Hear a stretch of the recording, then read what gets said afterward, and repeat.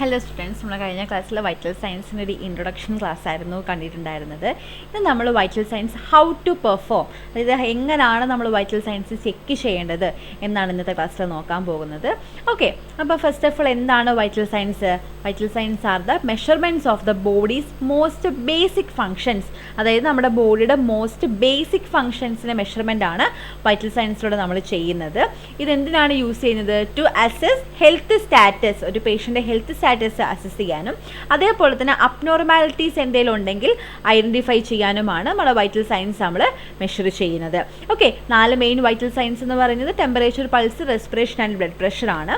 നമ്മൾ ഈ ഒരു വൈറ്റൽ സയൻസ് ചെക്ക് ചെയ്യുന്ന സമയത്ത് നമുക്ക് ആവശ്യമുള്ള എക്യുപ്മെൻറ്റ്സ് എന്ന് പറയുന്നത് തെർമോമീറ്റർ, സ്പിഗ്നോമാനോമീറ്റർ അല്ലെങ്കിൽ V P apparatus, stethoscope, watch with a second hand, അതായത് നമ്മുടെ ഡിജിറ്റൽ വാച്ച് അല്ല, നമ്മുടെ സെക്കൻഡ് സൂചിയുള്ള നോർമൽ വാച്ച്.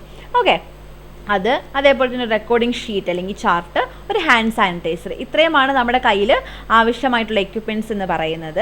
നമ്മൾ പ്രൊസീജിയറിന് മുന്നേ എന്ത് ചെയ്യണം? ആദ്യം പേഷ്യൻറ്റിനെ വെരിഫൈ ചെയ്യണം, അതേപോലെ തന്നെ പ്രൊസീജിയർ എക്സ്പ്ലെയിൻ ചെയ്യുക, പ്രൈവസി പ്രൊവൈഡ് ചെയ്യുക. പിന്നെ നമ്മൾ മെഷർമെൻറ്റ് ചെയ്യാൻ വരുവാണ് അല്ലെങ്കിൽ ബി പി എടുക്കാൻ വരുവാണെന്ന് ഒരു 5-10 മിനിറ്റ് മുന്നേ പറയാം, അപ്പോൾ അവരൊന്ന് റിലാക്സ് ആയിട്ടിരിക്കും.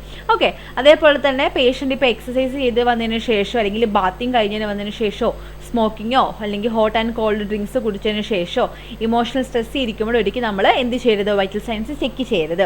കാരണം ആ സമയത്ത് ചെക്ക് ചെയ്യുമ്പോൾ എന്ത് ചെയ്യും? മീൻസ് നമ്മുടെ വാല്യൂ ഒക്കെ വേരിയബിൾ ആയി പോവാം, ആക്യുറേറ്റ് ആയിട്ടുള്ളൊരു വാല്യൂ നമുക്ക് കിട്ടാതെ വരാം. ഓക്കെ, ഇത് നമ്മൾ ശ്രദ്ധിക്കേണ്ട ഇൻഫെക്ഷൻ കൺട്രോൾ മെത്തേഡ്സ് എന്ന് പറയുന്നത് നമ്മൾ പ്രോപ്പറായിട്ട് എന്ത് ചെയ്യുക? പ്രൊസീജിയറിന് മുന്നേ പ്രൊസീജിയറിന് ശേഷം പ്രോപ്പറായിട്ട് ഹാൻഡ് വാഷ് ചെയ്യുക. അതേപോലെ തന്നെ എല്ലാ റീയൂസബിൾ എക്യുപ്മെൻറ്റ്സും പ്രൊസീജിയറിന് മുന്നേ പ്രൊസീജിയറിന് ശേഷം എന്ത് ചെയ്യുക? ക്ലീൻ ചെയ്ത് യൂസ് ചെയ്യുക. അതേപോലെ തന്നെ എല്ലാ സ്റ്റാൻഡേർഡ് പ്രിക്കോഷൻസും നമ്മൾ പ്രോപ്പറായിട്ട് ഫോളോ ചെയ്യുക. ഓക്കെ, അപ്പോൾ ഇത്രയും കാര്യങ്ങൾ ശ്രദ്ധിക്കുക. അടുത്തത് ഒരു ക്ലിനിക്കൽ ഹാൻഡ് ഹൈജീൻ മെത്തേഡ്സ് ആണ്. 2 മെത്തേഡ്സ് ആണ് നമുക്ക് ക്ലിനിക്കലി ഉള്ളത്. ഒന്ന് സോപ്പ് മെത്തേഡ്, അതായത് മെഡിക്കൽ ഹാൻഡ് വാഷിംഗ്, നമ്മൾ 7-10 സ്റ്റെപ്പൊക്കെ വെച്ച് നമ്മൾ ചെയ്യുന്ന ആ ഒരു പ്രൊസീജിയറാണ് സോപ്പ് മെത്തേഡ് എന്ന് പറയുന്നത്. അതിന് ഡ്യൂറേഷൻ വന്നിട്ട് 40 to 16 സെക്കൻഡ്സ് ആണ് നമ്മുടെ സോപ്പ് മെത്തേഡിൽ യൂസ് ചെയ്ത് നമ്മൾ കൈ കഴുകുന്നത്. ഓക്കെ, അതിനകത്ത് ഒരു സയൻസ് അല്ലെങ്കിൽ തിയറി എന്ന് പറയുന്നത് നമ്മൾ കൈ കഴുകുന്ന സമയത്ത് ഹാൻഡ്സ് ആ ഒരു റിൻസിങ്ങിലൂടെ നമ്മൾ ഫ്രിക്ഷൻ ചെയ്യുമ്പോൾ, അതായത് റബ്ബ് ചെയ്യുമ്പോൾ ആ ഫ്രിക്ഷനിലൂടെ എന്ത് ചെയ്യും? മൈക്രോ ഓർഗാനിസം റിൻസ് അവേ ആയി പോകാനുള്ള ചാൻസ് ഉണ്ടാകുന്നതാണ് ഈ സയൻസ് പറയുന്നത്. ഓക്കെ, ഇനി വെറ്റ് മെത്തേഡ് എന്ന് പറയുന്നത് ആൽക്കഹോൾ ബേസ്ഡ് ഹാൻഡ് റബ്, അതായത് സാനിറ്റൈസർ യൂസ് ചെയ്ത് നമ്മൾ ഹാൻഡ് വാഷ് ചെയ്യുന്നതിനാണ് നമ്മൾ വെറ്റ് മെത്തേഡ് എന്ന് പറയുന്നത്. ഹാൻഡ്സ് അത്രയും ഡേർട്ടി ആയിട്ടില്ല, വിസിബിളി ഡേർട്ടി ആയിട്ടില്ല, അങ്ങനെയുള്ള സിറ്റുവേഷൻസിലൊക്കെയാണ് നമ്മൾ എന്ത് ചെയ്യുന്നത്? സാനിറ്റൈസർ യൂസ് ചെയ്തിട്ട് കൈ വാഷ് ചെയ്യുന്നത്. അതൊരു 20 to 30 സെക്കൻഡ്സ് ആണ് നമ്മൾ അതിൻ്റെ ഡ്യൂറേഷൻ വരുന്നത്. ഈ ഒരു പ്രൊസീജിയർ ചെയ്യുന്ന സമയത്ത് നമ്മൾ ശ്രദ്ധിക്കേണ്ട കാര്യം, നമ്മൾ സഫീഷ്യൻ്റ് എമൗണ്ടിൽ എന്ത് ചെയ്യണം? ഹാൻഡ് സാനിറ്റൈസർ എടുക്കണം. അതായത് നമ്മൾ പറഞ്ഞു ഇതൊരു 20 to 30 സെക്കൻഡ്സ് ഉള്ളൊരു പ്രോസസ്സാണ്. അപ്പോൾ ഈ ഒരു 20 to 30 സെക്കൻഡ്സിനുള്ളിൽ നമ്മൾ ഈ പ്രൊസീജിയർ തീരുന്നതിന് മുന്നേ അല്ലെങ്കിൽ ആ ഡ്യൂറേഷൻ സമയത്ത് കൈ ഡ്രൈ ആയി കഴിഞ്ഞാൽ അതിനർത്ഥം എന്താണ്? നമ്മുടെ കയ്യിലിരിക്കുന്നത് ഇൻസഫീഷ്യൻ്റ് എമൗണ്ട് ഉള്ള ഹാൻഡ് റബ്ബ് എന്നാണ് അർത്ഥം. ഓക്കെ, അത് ശ്രദ്ധിക്കുക. അടുത്ത് നമ്മൾ ടെമ്പറേച്ചർ എങ്ങനെയാണ് നോക്കുന്നതെന്നാണ് കേട്ടോ. ടെമ്പറേച്ചർ നോക്കുന്നതിന് മുന്നേ നമ്മൾ ഹാൻഡ് വാഷ് ചെയ്യണം, എല്ലാ എക്യുപ്മെൻറ്റ്സ് അടുത്ത് വെക്കുക. അതേപോലെ തന്നെ പേഷ്യൻറ്റിന് പ്രൊസീജിയർ എക്സ്പ്ലെയിൻ ചെയ്ത് കൊടുക്കുക. തെർമോമീറ്റർ ക്ലീൻ ആണെന്നുള്ളത് നമ്മൾ ഉറപ്പ് വരുത്തുക. അതേപോലെ തന്നെ നമ്മൾ എന്ത് ചെയ്യുക? തെർമോമീറ്റർ സെലക്റ്റഡ് സൈറ്റിൽ നമ്മൾ കൊണ്ടുപോയി പ്ലേസ് ചെയ്യുക. ഓറലാണെങ്കിൽ ഓറൽ, ആക്സിലറി, ടിംബാനിക്കോ ടെമ്പോറലോ റെക്ടലോ എവിടെയാണെന്ന് വെച്ചാൽ അവിടെ കൊണ്ടുപോയി പ്ലേസ് ചെയ്യുക.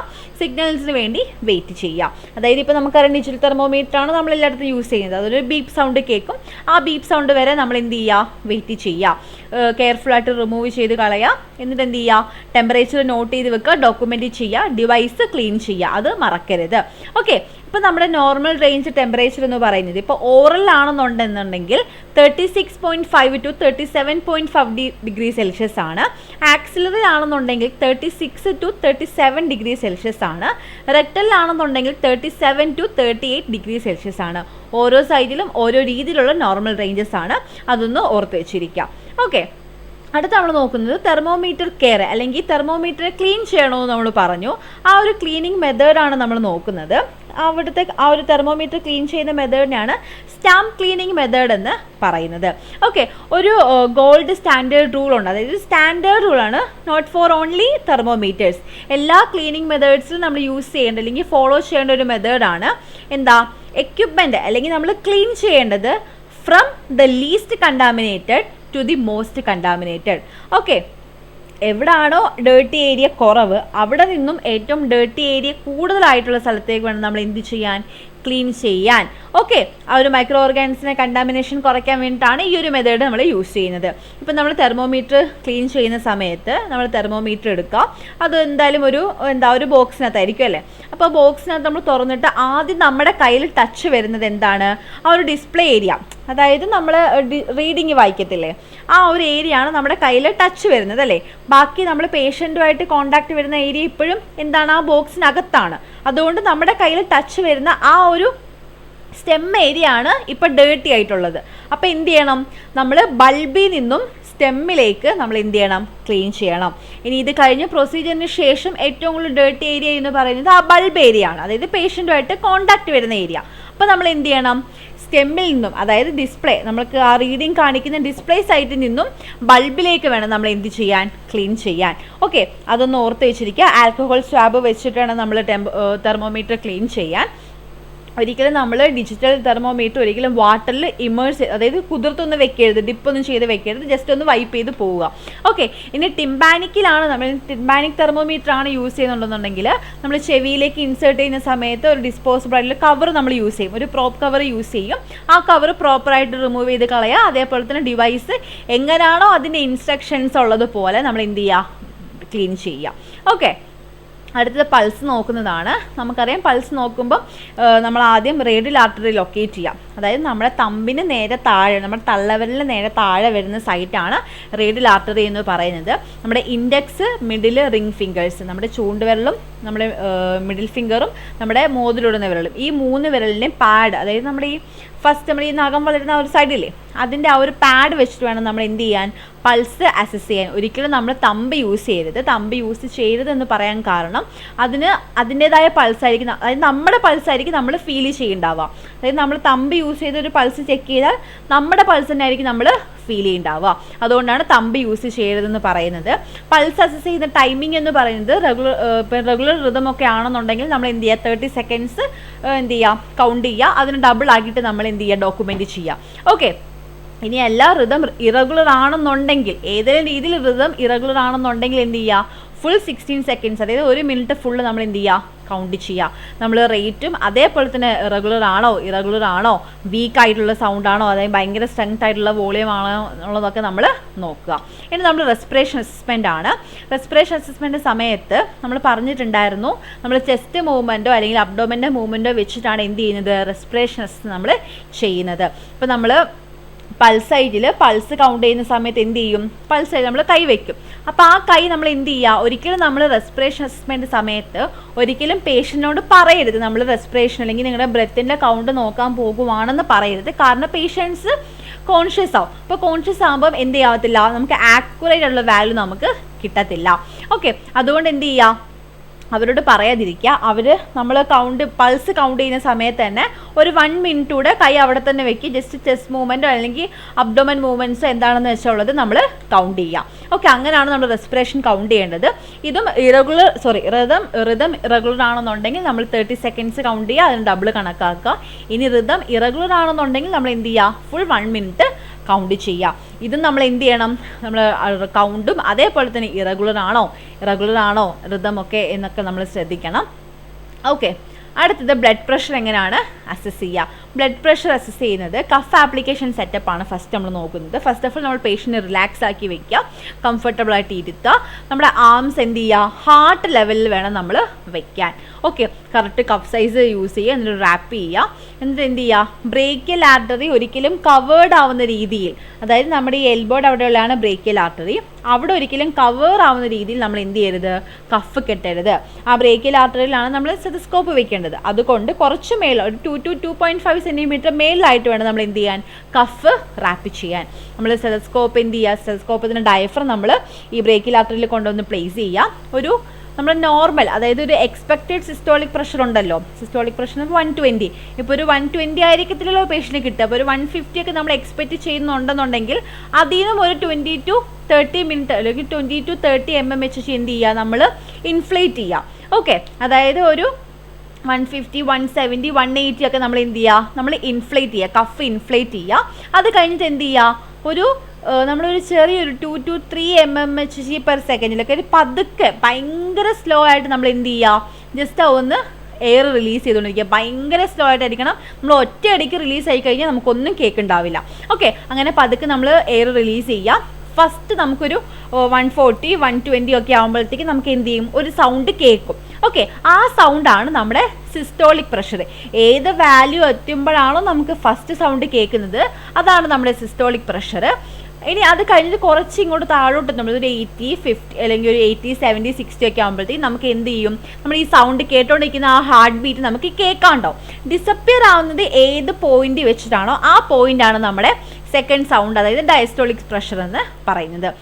ഇങ്ങനെയാണ് നമ്മൾ ബ്ലഡ് പ്രഷർ അസസ് ചെയ്യുന്നത്.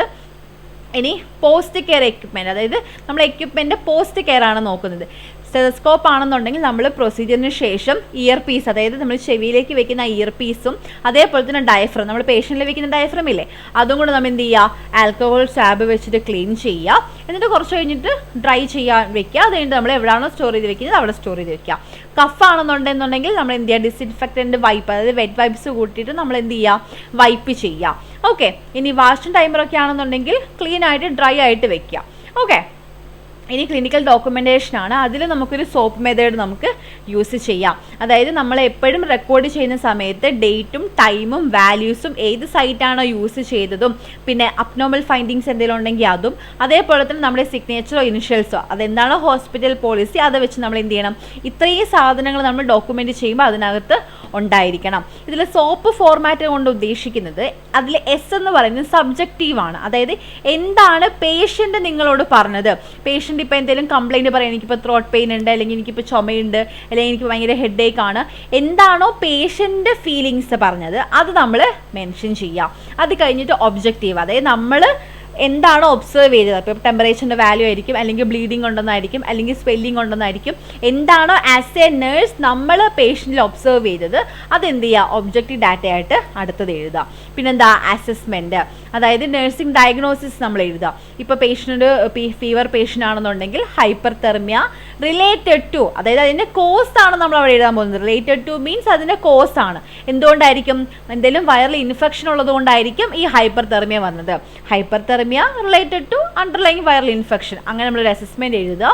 പിന്നെന്താ, എന്താണ് നമ്മൾ പ്ലാൻ ചെയ്യുന്നത്, അതായത് ഈ പേഷ്യൻ്റ് ഇങ്ങനൊരു പ്രശ്നമുണ്ട്, അപ്പോൾ ഈ പ്രശ്നത്തിന് നമ്മൾ എന്താണ് ചെയ്യാൻ പോകുന്നത് അത് നമ്മൾ എന്ത് ചെയ്യുക, പ്ലാനഡ്, അതാണ് പി എന്നതുകൊണ്ട് ഉദ്ദേശിക്കുന്നത്. ഇപ്പം എന്താ, പനിയുള്ള പേഷ്യൻ്റ് ആണെന്നുണ്ടെങ്കിൽ പാരസിറ്റമോൾ ഇത്ര ഡോസ് കൊടുക്കുന്നു, അല്ലെങ്കിൽ ടെപ്പിഡ് സ്പഞ്ച് കൊടുക്കുന്നു, അല്ലെങ്കിൽ വേറെ എന്തെങ്കിലും മെഡാമോൾ ഇഞ്ചക്ഷൻ കൊടുക്കുന്നു.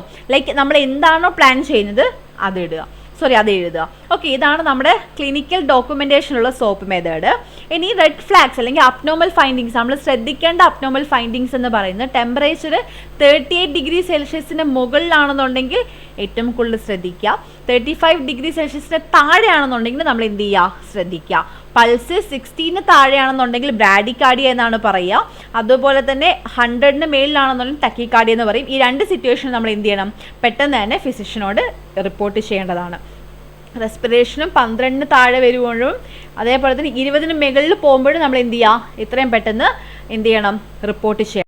പിന്നെന്താ, ബ്ലഡ് പ്രഷറാണ്. ബ്ലഡ് പ്രഷർ എന്ന് പറയുമ്പോൾ very high BP, very low BP, അതായത് 140-90 ഒക്കെ ആവുകയാണെന്നുണ്ടെങ്കിൽ നമ്മൾ 140-90 മേലിൽ നമ്മൾ പോവുകയാണെന്നുണ്ടെങ്കിൽ എന്ത് ചെയ്യുക, നമ്മൾ റിപ്പോർട്ട് ചെയ്യുക. ഇനി 1960 താഴെയാണ് നമുക്ക് കിട്ടുന്നതെന്നുണ്ടെങ്കിൽ അപ്പോഴും നമ്മൾ എന്ത് ചെയ്യുക, റിപ്പോർട്ട് ചെയ്യുക. ഓക്കെ, അപ്പോൾ അത്രേ ഉള്ളൂ.